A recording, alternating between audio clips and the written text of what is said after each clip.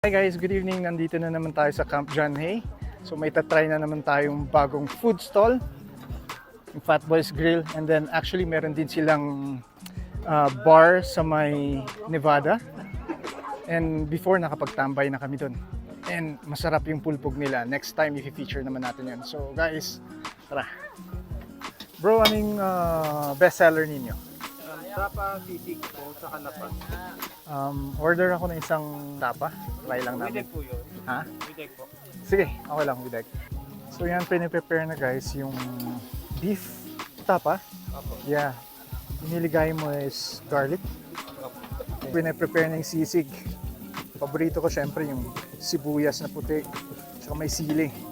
Parang dapat nagsisig na lang ako ah. Guys, ang bango. Sarap. Ito yung price list. Ito yung tapa rice bowl. It's around 100. Sisig rice bowls 90.